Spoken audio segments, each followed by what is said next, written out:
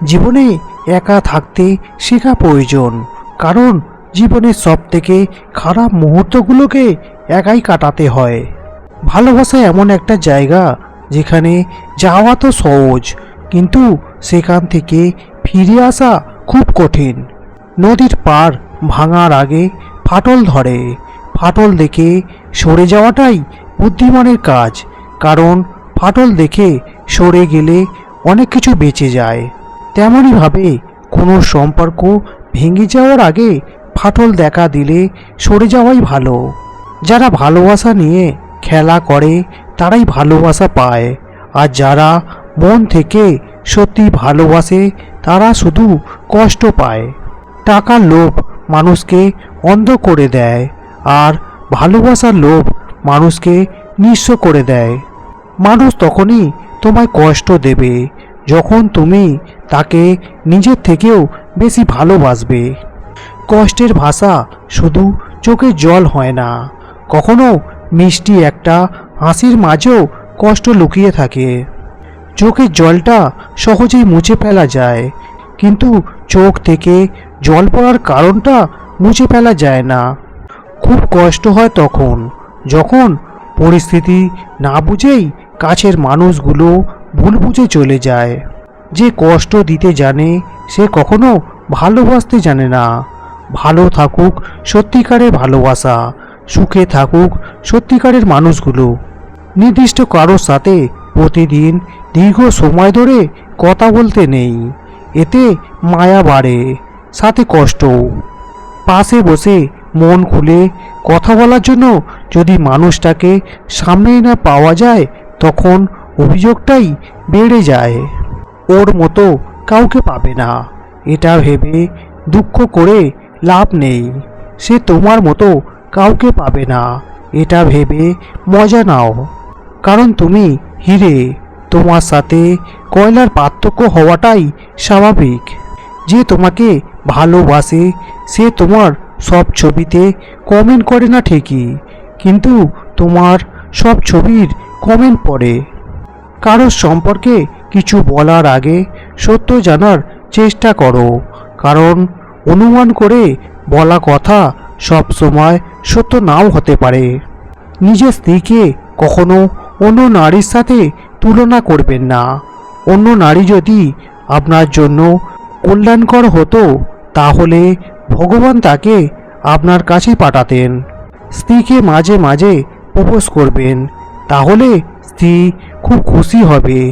দেখবেন স্ত্রীর আনন্দে আপনাকে সুখী মনে হবে। এই দুই ধরনের মেয়েরা স্বামী ছাড়া অন্য পুরুষদের খুব সহজে সরিয়ে দিয়ে দেয়। এক, যে মেয়ে তার স্বামীর ইনকামের উপর কখনো সন্তুষ্ট নয়। দুই, যে মেয়ে স্বামী অথবা বাবার সামর্থ্যের বাইরে তাদের চাহিদা থাকে। অভিমান সেই করে যে তোমাকে সত্যিকারে ভালোবাসে। কথায় কথায় ঝগড়া সেই করে যে তোমাকে অনুভব করে। তোমার দোষ সেই খুঁজবে যে তোমাকে সবসময় মিস করে। ভালোবাসা হচ্ছে এক ধরনের মায়া, যেখানে পুরুষ এক নারীকে অন্য নারী থেকে আলাদা করে দেখে, আর নারী এক পুরুষকে অন্য পুরুষ থেকে আলাদা করে দেখে। ভালোবাসার মধ্যে অবশ্যই কিছু পাগলামি থাকে, তবে সেই পাগলামির পিছনেও কিছু কারণ থাকে। মুখে মুখে সবাই আপন, মনে মনে নয়।